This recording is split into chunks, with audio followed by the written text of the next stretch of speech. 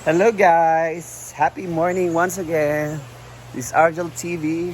Charis. So before kami mamalengke ni Britney sa aming pamalengke vlog. So maglinis mo kami dito guys. Ayan. I-brush muna namin yung bagong kusina namin. Bagong renovated na kusina yan. Transfer na namin yung ano ba yan? Bangko. Oh, nag-brush muna kami guys dahil nauna yung aso at pusa dito pag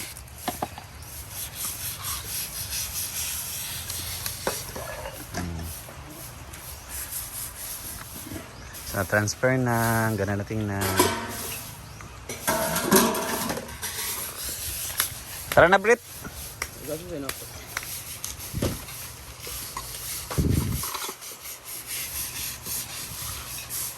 Tuod lagi. Tanawag Ano ba? si mama. Mama, gagamit ani ha. Sige, gagamit ani. Dili mo ilabay ha. Tanawag sa akong mama. Naman sa akong cellphone di ay. Dili si Gigi di ay online. Di ako.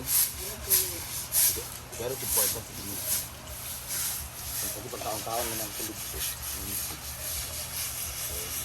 So nakatin. Mas tsada pa manghugas diri plato ha kay luwag kayo. Ato introhan din gayon ko niya dayon. Ito ka dati. Hi guys! So dito na kami mag-i-start magluto for today. This is going to be our first day na magluluto talaga dito officially because sementado ng aming paligid. O, diba? At nilipat na rin namin ang aming upuan. Si J-Ford naglinis dito. Mukha siyang whip guys kasi long hair siya tapos yung kanyang, tingnan mo yung ano niya. Tapos gagano na lang siya. O, diba? Pat oh. Ito, pwede din sana sa mag-witch kaso pislat mag-ilong. Nawala na ang upuan dito. So, dito na siya for the very nicer view. Oh, So while waiting. While waiting for our cooking, pwede tayo mag-podcast dito. Dito kasi si Marimar lagi nagpa-podcast. Ayan, mas maganda na siya dito. With a touch of bamboo with lapinig. Tapos ito na yung mga kagat ng lapinig. Oh. Tapos tingnan nyo naman dito guys, very organized na kami dito sa ilalim.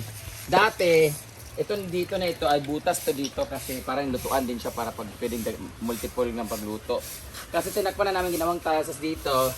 Dito may nilalagay mga asin, yung mga paminta, dahon ng laurel. Aro po kabantay. Kami ng organizers. Ang nag-tiles ito ang boyfriend ko po, my partner in life. Bring me to life. Ayan. Ayan, dito na siya. Tapos mas malalim na yung ating lababo na mas madumi. Ay malalim Malalim na yung lababo namin guys. Oh, perfect. Mas malinis siya, ganyan. Tapos, lilipat na natin doon. Langpas lang din. Langgam? Ay, hindi mo putang. Sa ito diha. Abay sa ito diha. Yan. At least ito, kahit maulan-ulanan, hindi siya masisira. Dito muna natin temporary kasi walang gumagamit dyan. So, dito kasi, kailangan na natin tanggalin yung mga unwanted species. Tapos mamaya, ibigyan ko kayo ng update doon sa ating okay na yung bilyaran, okay na yung CR. Doon na lang yung ating tangkal na lang saka yung ating basurahan yung hindi pa nabibigyan ng update. So, that would be all for today. Lipat na tayo ulit tayo doon. So, Ito naman ang ating i-display na tadtaran dito tsaka doon. Dalawa yung tadtaran natin na malalaki guys. Galing pa to sa Italy na kahoy na ito. Ang kahoy na to ay agar-agar wood, known as a perfume wood. Dito ginagawa yung perfume, dito pinakuha sa kanyang katas. But dito ginagawa lang namin tadtaran guys. So ilalagay namin to doon mamaya sa CR or sa lababo sa kabila para hindi talaga siya manakaw sa bigat nito. Saka mas maganda kasi siya, malaki yung surface niya. So if ever may magtatadtad doon na mga karne or mga kung ano-ano mga karne na bibiyakin nila, hindi matatamaan directly sa tiles. So at least hindi yung tiles yung masisira kasi saka hindi na mabibit-bit to kasi sobrang laki nito, mahiya naman kayo. Kasi yung iba kasi ninanakaw, dinadala nila yung kutsilyo at saka ibang tadtaran namin. So ito ilalagay namin doon sa may lababo na public para hindi nila mabit-bit.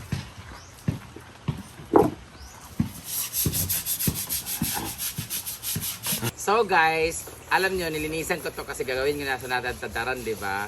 Pero I realize, sobrang ganda ng design niya guys. Oh. So gagawin ko, meron pa kami mga tugas doon na mga round logs or mga hindi pa naputol-putol na mga tugas na sobrang tibay talaga nun. Why not gawin ko na lang siyang table. Ang ganda, di ba, ng design? Oh, lalagyan ko lang siya ng 3 or 4 na paa. So, pwede na siya, ito, ano yun, pakuan lang sa ilalim. Oh. Di ba, ang tibay na pwede doon sa ating wishing well or dito sa taas ng bahay or dito sa may, di ba? Ang ganda, di ba? Ang ganda pa ng design niya. Oh. Hindi na siya, sayang siya kung gagawing tadtaran. So, this is going to be our new table. Okay na po, double purpose. Diya magtad-tad. Void table na siya. Tadtarin natin yung mga scammer ng mga laki nang hihingi ng mga Gcash. Tapos ito din, ito na lang ano natin. Minus ka man. Tadtaran. Ito, ano ko to, gagawin ko na tong table. Papagawa ko kay daddy. So yan guys, malinis na. Ay! Yan. Wala to topic ko niya, damhan. About scam. Actually, nice na siya kung puti. Kaya nga ano, bitaw? Sige na to atiman nun. Oh, ang ganda na guys. Dinrush namin. Yan.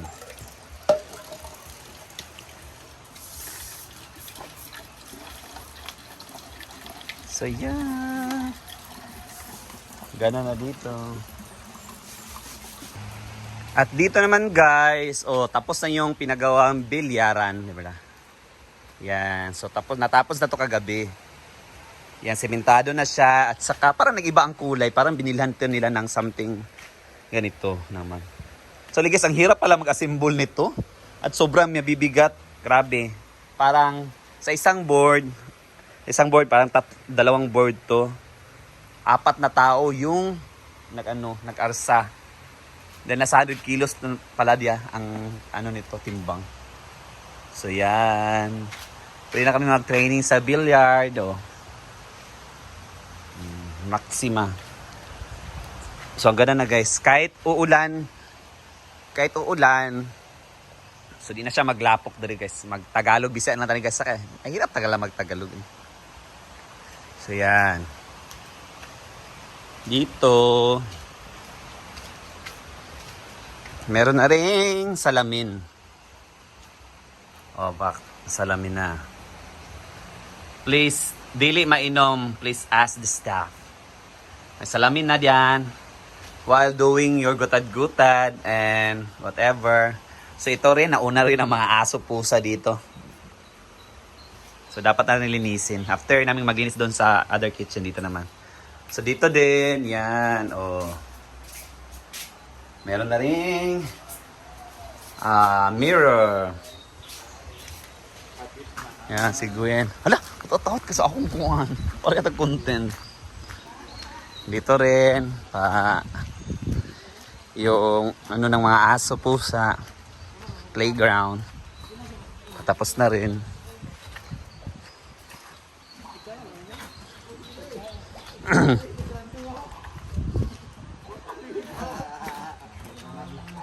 So yan. Malapit na matapos din dito.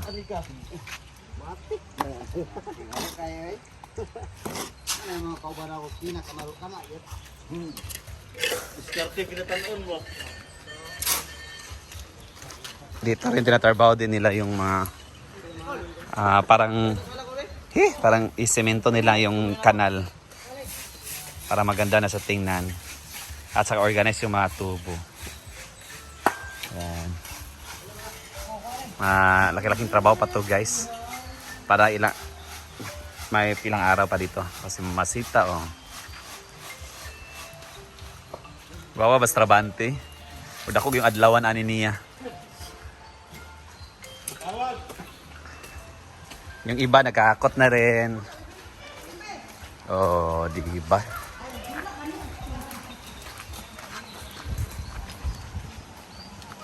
So yan guys, mag-alas 9 na ngayon. So, solid na namin malengke ni Britney. Marami pang inutos si Brenda dapat naman bilhin. So, hindi pa kami nakapag-decide anong ulamin namin ngayon. Brett! Masa itong paliton di ay? Asudan. Sitaw air, anak ra? Sitaw air ata de. Dagan na to sitaw. Mag-sitaw air may guys yung... Okay, sige bye.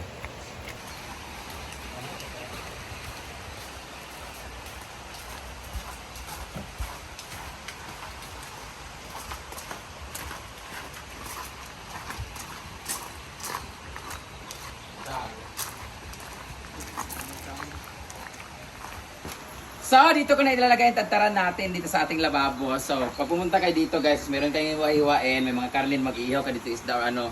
Meron na tayong tantaran guys. Ewan ko lang kung maghanap pa kayo ng bonggang-bongga. So, may mga dewy pa dito. Ang ginoo ko. Meron na rin kutsilyo dito guys. Huwag nyo lang iuwi. So, linilisan ko muna to dito kasi dito natin ilalagay yung tantaran. Ganyan siya dyan. Parang laki kasi. May tantaran na kasi dito talaga. Itong kahoy, yan yung various na nga nila. Pero, para mas maganda pa rin itong malaki. Kasi isa dadalhin na natin doon sa papagawa natin kay Daddy. Yan na. Wala na tubig. So yan, sabi ni Brenda at saka Britney, sitaw yung ulutin namin. Yung sa Thailand, yung anghang na sitaw na parang chinap ng pino, then nilagyan ng ground pork, then sobrang anghang. So yan muna yung ulam natin. Dahil nagbabudget pa. That's it muna guys. And see you in my pamalingki later.